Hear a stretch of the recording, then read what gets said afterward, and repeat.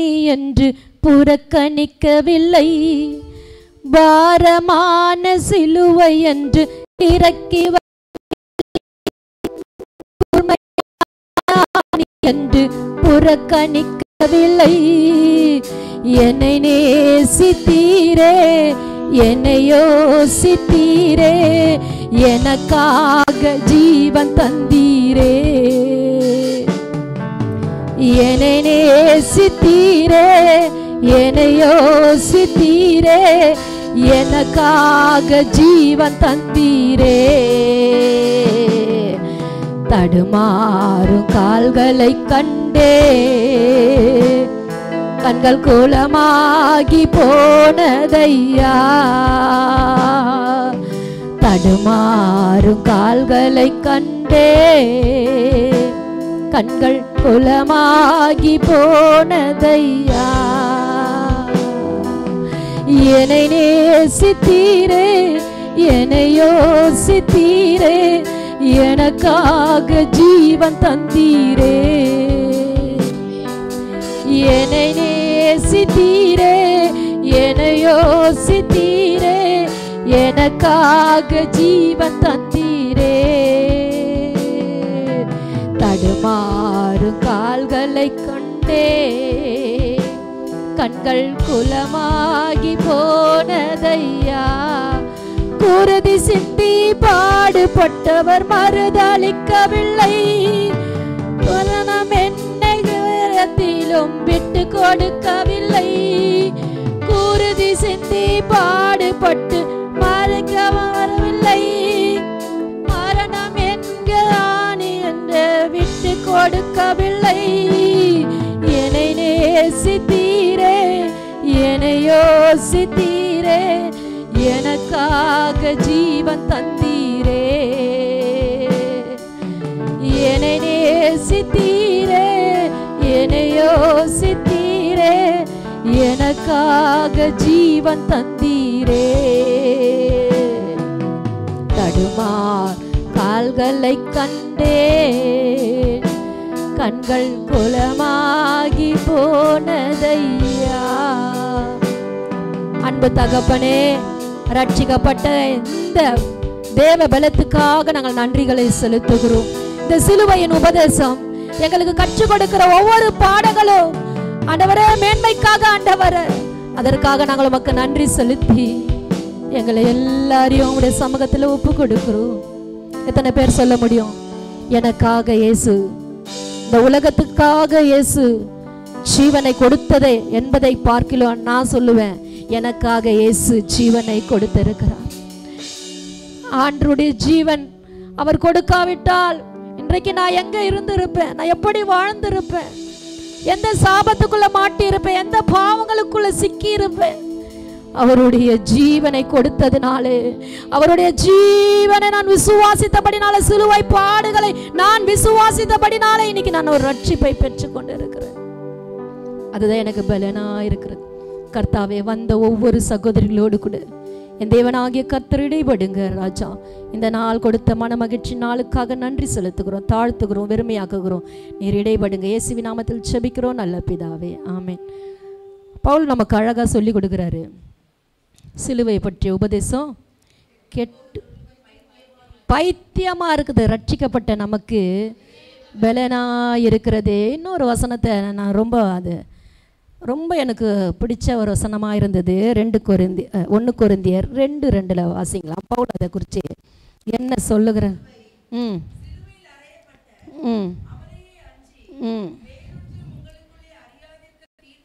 தீர்மானித்திருக்கிறாராம். ஏன்னா நீங்க சிலுவையில் அறையப்பட்ட இயேசுவை மட்டும்தான் அறியணும்.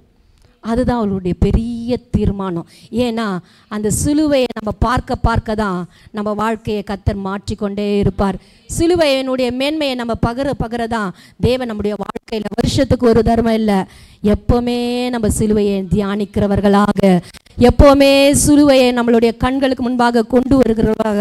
ஏன்னா சிலுவையில் கர்த்தர் மரித்தது வீணல்ல, நம்ம வாழ்க்கை மாறுகிறதற்காக. அல்லேலூயா. என் வாழ்க்கையை மாற்ற இயேசு சிலுவையில் மரித்தார். என்னுடைய பாவங்களை மன்னிக்க கிறிஸ்து சிலுவையிலே மரித்தார். இந்த பூமியில சபிக்கப்பட்டவர்களாய் அல்ல, இந்த பூமியில நாங்கள் ஆசீர்வதிக்கப்பட்டவர்களாய் மாற கிறிஸ்து சிலுவையிலே சாபமானார். அல்லேலூயா. இந்த பூமியில நான் எப்படி இருக்கணும்னு ஆண்டவர் திட்டம் பண்ணியிருக்கிறேன்னா, ஆசீர்வாதமா இருக்கணும், மேன்மையா இருக்கணும், உயர்த்தப்பட்டு இருக்கணும், மகிமைக்குள்ளே வாழணும். அதற்கு சிலுவையிலே அவர் மரிக்க வேண்டியதா இருக்கிறது. அல்லேலூயா. இயேசு அதை எப்படி தெரியுமா ஏற்றுக்கொண்டாரு? சொந்தமாக சமாதானமாக ஏற்றுக்கொண்டு இருக்கிற அந்த சிலுவை பாடு. அவர் ஒரு நாளும் சிலுவையில் மரிக்கிறத குறித்து எந்த நேரத்திலையும் அவர் எந்த விதத்தையும் யோசிக்கல. எதை தெரியுமா யோசிச்சாரு? உங்களையும் என்னையும் தான் யோசிச்சிருக்கிறாரு. சிலுவையில் யோசித்தது யாரை தெரியுமா? உன்னை. அல்லேலூயா. உட்கார்ந்துருக்கிற சகோதரி. அல்லேலூயா. நான் சொல்லுவேன், அதிகமாக என்னை யோசிச்சார். அல்லேலூயா. என் பிள்ளையை நான் யோசிக்கிறேன் என்று சொல்லி ஆண்டவர் சிலுவையில் நம்ம யோசித்ததுனால தான் அந்த பாடை எப்படி எண்ணினாராம்? மகிழ்ச்சியாக எண்ணினாராம், சந்தோஷமாக எண்ணினாராம். அந்த பாடுகளுக்குள்ளே அந்த வசனம் சொல்கிறது, மரத்தில் தூக்கப்பட்ட எவனோ எழுதியிருக்கிற பிரகாரமாகவே கிறிஸ்து நமக்காக என்னவா மாறினாராம்? சாபமா. அல்லேலூயா. அவர் ஆசீர்வாத மகிமையின் தேவன், அவர் சர்வ லோகத்தின் ராஜா. உங்களுக்காகவும் எனக்காகவும் சாபமானார். அல்லேலூயா. ஏன் சாபமானார்னா, நம்ம இருக்க வேண்டிய இடத்துல அவர் வந்து நம்மளை ஆசீர்வாதமாய் மாற்றினார். அல்லேலூயா. அல்லேலூயா. ஆண்டவருடைய ஒரு பிரதான நோக்கம் அவருடைய பிள்ளைங்கள்லாம் எப்படி இருக்கணும்னா, அவர் படைக்கும் பொழுது ஏதோனிலே வைத்து படைத்தாரு, மகிழ்ச்சியா வைத்து படைத்தாரு, அவர் உலாவுகிறவராய் படைத்தாரு, அவர் வாசம் பண்ணுகிறவராய் படைத்தாரு. ஆனா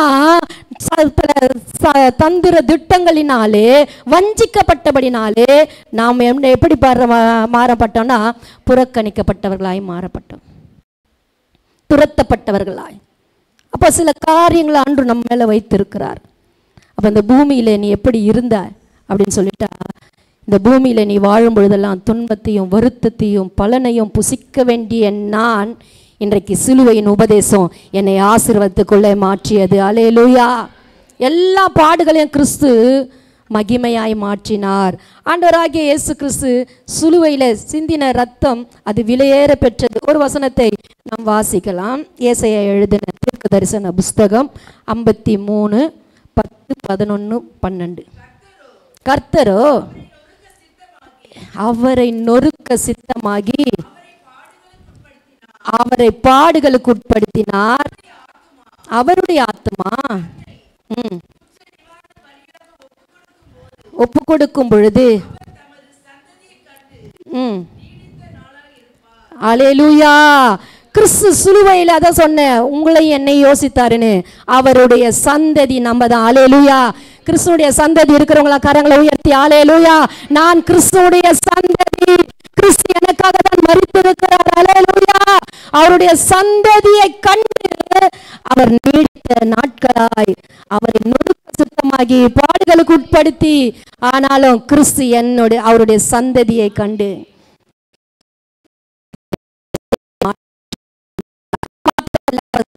வாசிக்கலாம். அவர்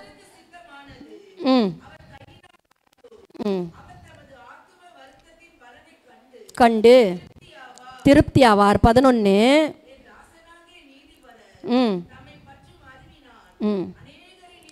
அநேகரை எப்படி மாற்றினார்னா, நீதிமான்களாய் மாற்றி இருக்கிறார். அல்லேலூயா. முதல்ல அவருடைய சந்ததி நம்மை கண்டு அவர் வருத்தப்படவில்லை, சந்தோஷப்படுத்தார். இரண்டாவதாக அவர் அநேகரை எப்படி மாற்றினார்னா, நீதிமான்களாய். அல்லேலூயா. அக்கிரமக்காரர்களை எப்படி மாற்றினார், அநியாயக்காரர்களை எப்படி மாற்றினார், பாவிகளை எப்படி மாற்றினார். அல்லேலூயா.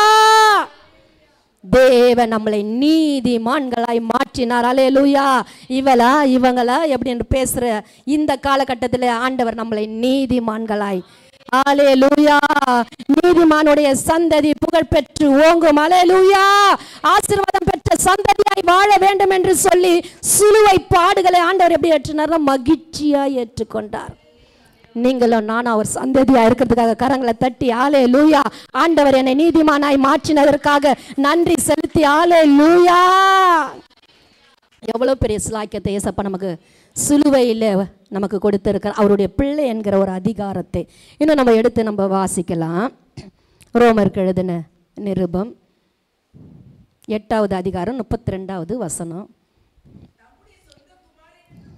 பாராமல் நம் எல்லோருக்காகவும் ஒப்பு கொடுத்தவர் அவரோடு கூட எல்லாவற்றையும் எப்படி அவருடைய சொந்த குமாரனை உங்களுக்காக சிலுவையில் கொடுத்தவர் மற்ற எல்லாம் இந்த பூமிக்குரிய காரியங்களுக்காக எத்தனை பேர் ஜெபிக்கிறீங்க? எத்தனை பேர் வேண்டிக் கொண்டு இருக்கிறீங்க? எல்லாவற்றையும் கொடுக்காது இருப்பது எப்படி? அவரையே கொடுத்துட்டாரு, மற்ற எல்லாத்தையும் உங்களுக்கு கொடுப்பாரு. அல்லேலூயா. எல்லாவற்றையும் கொடுத்தவர். அல்லேலூயா. கிறிஸ்துவையே உங்களுக்காக கொடுத்தவர், அவருடைய சொந்த குமாரன் என்று பாராமல் கொடுத்தவர், அவருடைய மகிமைக்குள்ள வாழ்ந்த மகிமையின் தேவனை செல்ல பிள்ளையா இருந்தவரை கொடுத்தவர். மற்ற எல்லாவற்றையும் கொடுக்க மாட்டாரா? எல்லாவற்றையும் கொடுக்க தான் சிலுவை மரணம். அல்லேலூயா. அல்லேலூயா.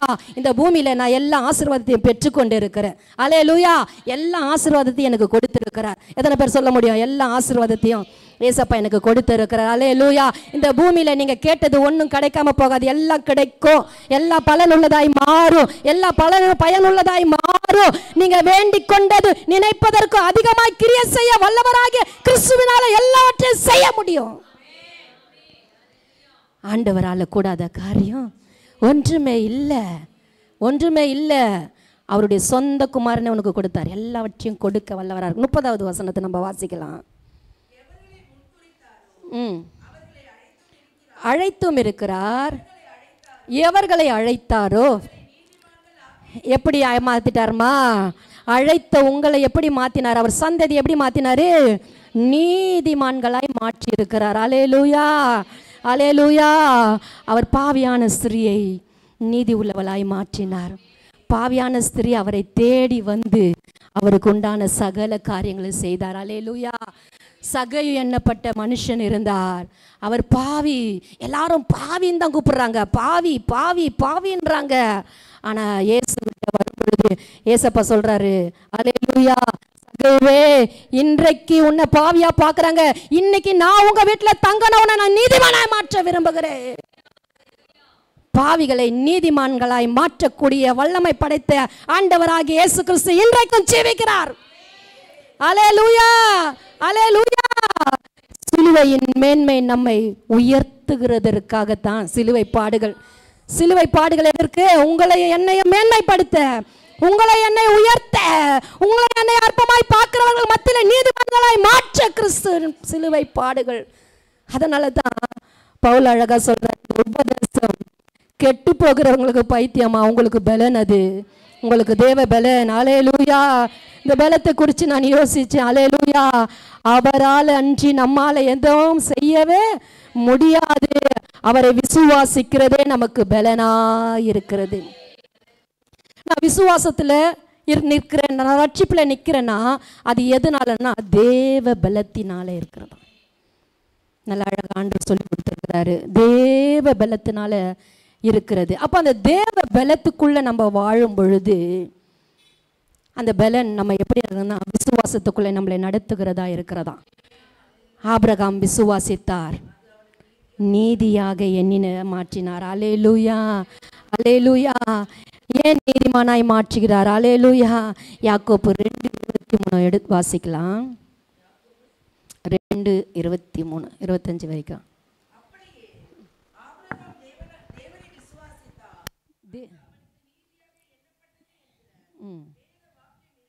25 வரைக்கும் வாசிமா.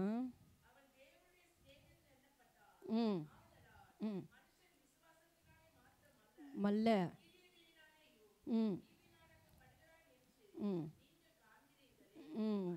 அந்தபடியே பாருங்க, ராகாப் என்னும் வேசி ஏற்றுக்கொண்டு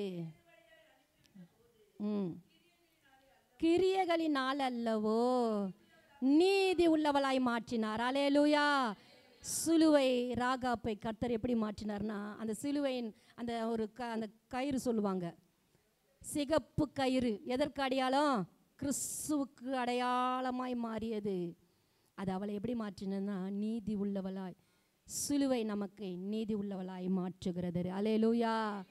சிலுவை பாருங்க, ஆபிரகாமுடைய விசுவாசத்தில் நிற்கும் பொழுது ஆபிரகாம் எப்படி மாறினார்? நீதி உள்ளவராய் மாறினார்.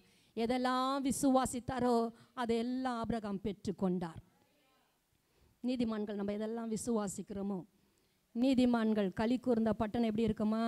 நீதிமொழிகள் 11:10 வாசிக்கலாம். சங்கீதம் 75:10.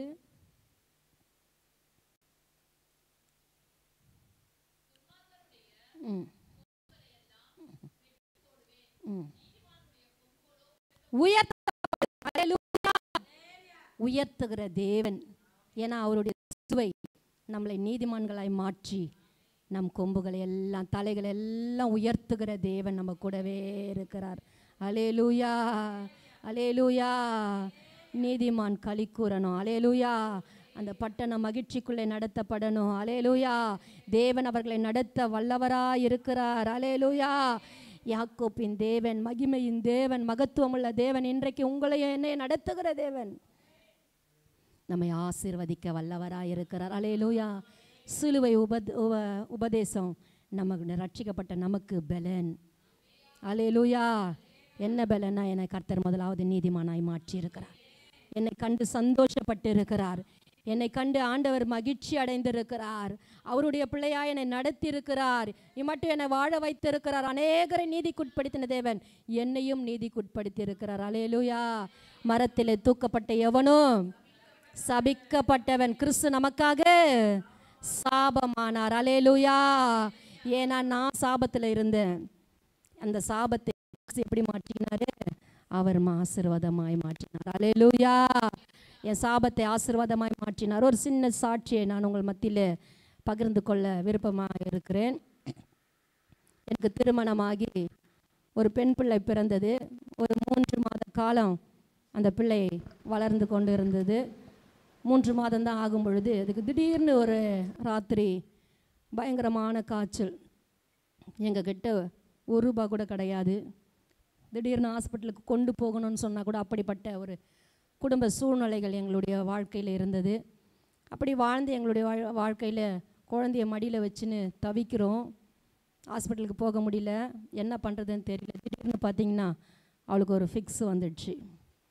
தலையில் ஜுரம் ஏறி ஃபிக்ஸ் வந்து அப்போது நாங்கள் கத்தி கொண்டு போகும்பொழுது ஹாஸ்பிட்டலுக்கு அப்போ பக்கத்தில் இருந்தவர் வந்து எங்களுக்கு ஒரு உதவி செய்து அன்றைக்கி கொண்டு போயிட்டு வந்தோம்.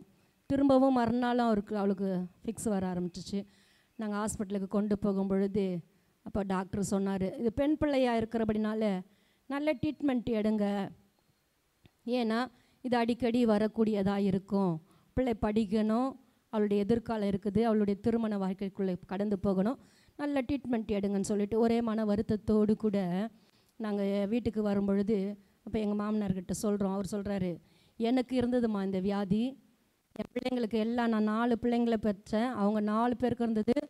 எங்கள் 4 பிள்ளைங்களுடைய குடும்பங்களிலும் பேர பிள்ளைங்களுக்கு எல்லாருக்குமே இப்படிப்பட்ட பலவீனம் இருந்தது. ஆனால் அதுதான் இப்போ உங்கள் பொண்ணுக்கும் வந்திருக்குது. இது 15 வயசில் என்ன ஆகிடும், சரியாக போயிடும், அதில் குறித்து ஒரு கவலையே கிடையாது, இதெல்லாம் நாங்கள் பார்த்தது தான் அப்படின்னு சொல்லும் பொழுது, ஆனால் எனக்குள்ளே சரி அது இப்படி தான் நடக்கும் என்று சொல்லி தீர்மானித்து கடந்து போனேன். கடந்து போகும் பொழுது பார்த்திங்கன்னா ஒரு நாள் ஸ்கூலில் அவள் படிக்கும் பொழுது, அவள் 2வது படிக்கிறா. அங்கே ஸ்கூலில் போகும்பொழுது திடீர்னு மிஸ் கூப்பிட்டு அமிச்சாங்க சாப்பாடு கொண்டு போகும் பொழுது. என்னான்னு போய் பார்த்தாக்கா அவள் ஒரு மேஜையில் கெடுத்து வச்சுருக்குறாங்க. ஏன்னு சொன்னாக்கா அந்த அவன் ஸ்கூலில் விளையாடும் பொழுது அந்த அவளுக்கு ஃபிக்ஸ் வந்துட்டு இருக்குது. அவங்களாலே என்ன பண்ணுறதுன்னு தெரியாத குழந்தை கையில் சாவியை கொடுத்து அவளை அந்த பெஞ்சில் படுக்க வச்சுருந்தாங்க. போனோடனே ரொம்ப மன வருத்தமாக இருந்தது எனக்கு. ஸ்கூலில் என்ன பண்ணியிருக்கிறா, எல்லாம் பசங்க முன்னாடியும் அவளுக்கு இப்படிப்பட்ட ஒரு பலவீனம் வந்திருக்குது, விழுந்திருக்கிறா. மிஸ் எல்லாம் ஒரு பரிதாபம், நல்லா பாருங்கள், பெண் பிள்ளை நல்லா இருக்கிறா, நீங்கள் பார்க்கணும், நீங்கள் இப்படியே விடக்கூடாதுன்னு சொன்னாங்க. பார்க்குற அளவுக்கு பலன் எங்களுக்கு இல்லை. பெரிய ஹாஸ்பிட்டலில் பார்க்குற அளவுக்கு ட்ரீட்மெண்ட் எடுக்கிற அளவுக்கு எங்களுக்கு பலன் கிடையாது. ஒன்று மட்டும் தெரியும், நாங்கள் கிறிஸ்துவின் பலத்தை நம்பி இருந்தவங்க. இப்போ ஒரு பெரிய மீட்டிங் ஒன்று நடந்திருந்தது பீச்சில். அப்போ கொண்டு போய் இதே நேரம் தான் 40 நாள் உபவாச நாட்களில் 3 நாள் அதில் உபவாச கூட்டங்கள் நடந்து கொண்டு இருந்தது. சாயந்தர வேளையில் அதை நடத்தி ஒரு நல்ல ஒரு மீட்டிங் நடந்து கொண்டு இருந்தது. அப்போது என் மகளை கொண்டு போனேன். கொண்டு போகும்பொழுது ஆண்டவர்கிட்ட சொன்னேன், இந்த 53வது ஏசாயா 53 தான் மெய்யாகவே மெய்யாகவே அவர் உங்களுடைய பாடுகளை ஏற்றுக்கொண்டு நம்மளுடைய துக்கங்களை எல்லாம் சுமந்தார். இந்த வசனம் வரும்பொழுது என் பொண்ணை கழுத்திட்டு நான் சொன்னேன், ஆண்டவரே இந்த பாடு நீங்கள் ஏற்றுக்கொண்டீங்க ஆண்டவரே, இந்த துக்கத்தை நீங்கள் சுமந்து கொண்டீங்க ஆண்டவரே, இனி நாங்கள் சுமக்க தேவையில்லைப்பா. இனி இவளுக்கு இப்படிப்பட்ட ஒரு பிரச்சனை போராட்டம் வரக்கூடாது. இன்றைக்கி என்னுடைய கண்கள் அவளுடைய ஸ்கூலில் பார்த்த வேதனை என்னால் தாங்க முடியல. எனக்கு எங்கேயும் போக தெரியலை, பணமும் இல்லை, என்னுடைய சூழ்நிலை பரிதபிக்கப்பட்ட நிலைமையாக இருக்கிறது. எங்களுக்கு கிறிஸ்து மாத்திரமே நான் நோக்கி பார்க்கிறேன்னு சொல்லி பார்த்த மாத்திரத்தில் தான் இந்த சிலுவையின் உபதேசம் யாருக்கு எப்படி இருந்ததோ தெரியல, அன்றைக்கி என் கண்ணீராக இருந்தது. அந்த கண்ணீரும் என் வேதனையும் இன்னும் வரைக்கும் அவளுக்கு திருமணமாகி பிள்ளையோடு கூட இருக்கிறா. வரவே இல்லை அந்த ஃபிக்ஸ் வியாதி. அல்லேலூயா. சிலுவை உபதேசம் ரட்சிக்கப்பட்ட நமக்கு பலனாக இருந்தது. அற்பமாக இருந்த எங்கள் வாழ்க்கைக்கு பலனாக இருந்தது. சுகமடைய முடியாத எங்கள் வாழ்க்கைக்கு அது பலனாக இருந்தது. பாருங்க, எத்தனை விதமான காரியங்களை ஆச்சரியத்தையும் அதிசயத்தையும் இந்த சிலுவை பாடுகள், அதாவது இதை வைக்கும் பொழுது எனக்குள்ள ஒரு ஆனந்த சந்தோஷம் இருக்கும், ஒரு சமாதானம் இருக்கும். ஏன்னா என் மக விடுதலை பெற்ற ஒரு நாள் இது. அல்லேலூயா. ஏன்னா அந்த சிலுவையை நம்ம பார்க்கும் பொழுது நம்ம பாடுகள் எல்லாம் அல்லேலூயா ஒன்றுமில்லாமல் போகும். அவர் 15 வயசு வரைக்கும் டைம் கொடுத்தாரு. என் மகளுக்கு 5 வயசுலேயே அந்த காரியங்கள் இல்லாமல் போனது. இயேசு பெரியவர். அல்லேலூயா. சிலுவையின் உபதேசம் அல்லேலூயா எங்களுடைய வாழ்க்கைக்கு பலன், ஒவ்வொருவருடைய வாழ்க்கைக்கு பலன். யாரெல்லாம் அந்த சிலுவையை பார்க்கிறார்களோ பலன். அல்லேலூயா. கர்த்தர் அதில் ஒரு பலனை கொடுத்து நம்மை வழி நடத்த வல்லவராய் இருக்கிறார். இந்த சிலுவை பாடுகளை தான் கிறிஸ்து எப்படி நினைச்சார்னா மேன்மையாக நினைச்சார். அல்லேலூயா. அவருடைய சந்ததியை கண்டு, ஏன்னா ஆதாமுக்குள்ளே நம்ம எல்லாரும் விழுந்து போனவங்க, கிறிஸ்துவுக்குள்ளே நம்ம எல்லாரும் உயிர்ப்பிக்கப்பட்டவங்க. அவருடைய சந்ததி உயிர்ப்பிக்கப்பட்ட சந்ததி, அவருடைய பிள்ளைங்க உயிர்ப்பிக்கப்பட்டவர்கள். அல்லேலூயா. அவர் பிள்ளைகள் மேன்மையானவர்கள், அவர்கள் பிள்ளைகள் உயர்ந்தவர்கள். அல்லேலூயா. நம்மளுடைய பின் வாழ்க்கையை நினச்சி பார்த்தோம்னா இன்னைக்கு வாழ்ந்தது கிறிஸ்து மட்டும்தான். எத்தனை பேர் சொல்ல முடியும், கிறிஸ்து தான் என்னை வாழ வச்சிருக்கிறார். அற்பமான எங்கள் வாழ்க்கையை அற்புதமாய் மாற்றக்கூடியவர் வல்லவர் இயேசு. அல்லேலூயா. எப்பவுமே ஏசாயா 53 நமக்கு ஒரு புது பலனை தருகிறது. நான் அவர் சந்ததியாக இருக்கிறது ரொம்ப சந்தோஷப்படுறேன். அவர் என்னை நீதிமானாய் மாற்றுகிறதற்கு அவர் மரித்ததுக்காக நான் சந்தோஷப்படுகிறேன். அல்லேலூயா. ஏன்னா என்னை நீதிமானாய் கர்த்தர் மாற்றினார். இந்த பூமியில் நான் எப்படி இருந்தேன்? பாவியாக இருந்தேன், ஒன்றுமில்லாதவளாக இருந்தேன், புறக்கணிக்கப்பட்டவளாக இருந்தேன், அவமானப்படுத்தப்பட்டவளாக இருந்தேன், நிந்திக்கப்பட்டவளாக. அவரை அசட்டை பண்ணினாங்கன்னு சொல்லுது. என்ன தான் அசட்டை பண்ணாங்க? அவர் அந்த அசட்டை ஏற்றுக்கொண்டார். நான் தான் புறக்கணிக்கப்பட்டேன், என் புறக்கணிப்பை அவர் ஏற்றுக்கொண்டாங்க. அல்லேலூயா. இந்த முதல் வசனம்லாம் அவரை சொல்ல, அவரல்ல என்ன என்ன என்ன சொல்லுகிறது? ஏன்னா எனக்காகத்தான் கிறிஸ்து சாபமாய் மாறினார். அல்லேலூயா. இன்னைக்கு வந்த அத்தனை பிள்ளைகளும் எப்படி போறீங்கன்னா பலத்தோடு கூட. இன்னைக்கு யாருடைய பலன்னா? கிறிஸ்துவின் பலன். அல்லேலூயா. கிறிஸ்துவின் பலத்தோடு கூட போகும் பொழுது இப்போ நினைங்க, நம்மளுடைய பாடுகள் எல்லாம் சின்னது. கிறிஸ்து பாடுபட்டது. அவருடைய முதுகை எப்படி விழுந்தாங்களாம்? ஏறு உழுகிறது போல விழுந்து சிதைக்கப்பட்டவர். ரொம்ப வேதனைக்குரிய காரியங்களாக அவரை துன்பப்படுத்தினாங்க, ரொம்ப காரியங்களை அவரை ஏற்படுத்தினாங்க. அவர் ஒரு நாளும் கூட அவர் வாய் திறவாத ஆடுகளைப் போல் இருந்தார். ஏன் தெரியுமா? ஏன் தெரியுமா? நான் வாயை திறக்கக்கூடாது. என் பிள்ளைங்க வாயை திறந்து என்னை பற்றி பிரசங்கம் பண்ணணும், என் பிள்ளைங்க என்னை குறித்து சாட்சி சொல்லணும், என் பிள்ளைங்க என்னை மகிமைப்படுத்த வேண்டும் என்று சொல்லி அவர் வாய் திறவாத ஆடுவை போல இருந்தார். இன்னைக்கு நாமெல்லாம் அவர் வாய் திறக்கல, நம்மெல்லாம் வாயை திறந்து அவரை மகிமைப்படுத்தணும். எந்த இடத்துலையும் இந்த வாய் அவரை மகிமைப்படுத்தி கொண்டே இருக்கணும். அல்லேலூயா. இன்னைக்கு வந்த அத்தனை சகோதரிகளும் நம்ம எப்படி போகிறோன்னா ஒரு புதிய பலத்தோடு கூட கர்த்தர் நம்மளை கொண்டு போகிறார். அல்லேலூயா.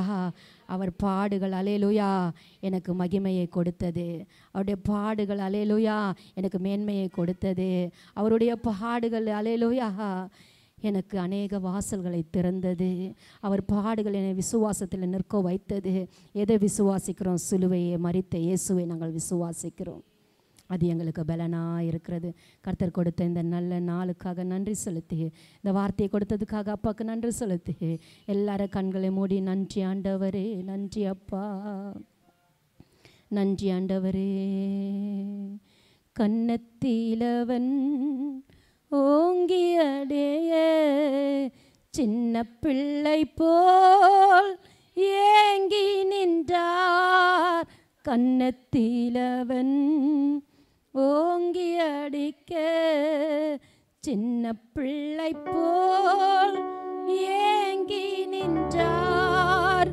அந்த பிலாத்தோ கையை கழுவி ஆண்டவரை அனுப்புகிறார்.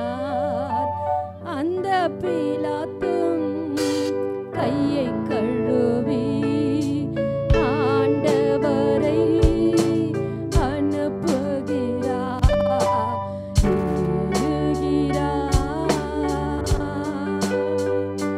தள்ளாடி தவழ்ந்து பலை போடு என் நேசர் குருசை சுமந்து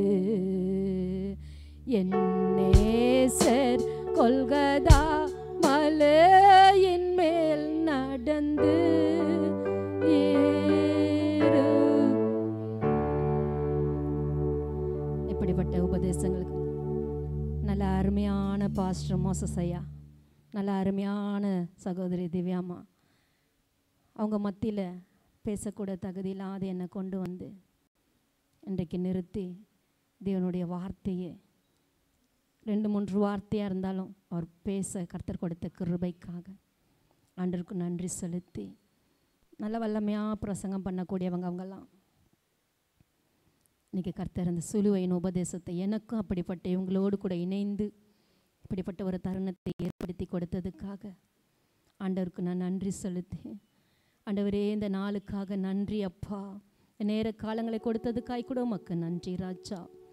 ஆண்டவரே எனக்கு ஒன்றும் தெரியாதுப்பா, நீங்கள் எதை சொன்னீரோ உடைய வசனம் என்ன சொல்லுகிறது அதை இன்றைக்கு நான் என்னோடு கூட இடைப்பட்ட காரியங்களை நான் போதித்து இருக்கிறேன். இன்றைக்கி எங்களுக்கு பலனை கொடுத்ததுக்காக நன்றி ராஜா. இன்னும் சபையை ஆசீர்வதிங்க, திரளான ஆத்துமாக்களுக்கு சொந்தக்காரர்களை அவர்களை மாற்றி தாங்கப்பா. இன்னும் மீதமுள்ள நாட்கள் ஒவ்வொரு நாளும் பிரசங்கிக்கப்படுகிற வார்த்தைகள் ஆமென்று ஆமென்று அவர்களுக்கு பலனாயிருந்து வழிநடத்தட்டும். எங்களை எல்லாரையும் தாழ்த்துகிறோம், ராஜா உயர்த்துகிறோம். பெரிய காரியங்களை செய்யுங்க. இயேசுவின் நாமத்தில் ஜெபங்களும் நல்ல பிதாவே. ஆமென் ஆமென் ஆமென்.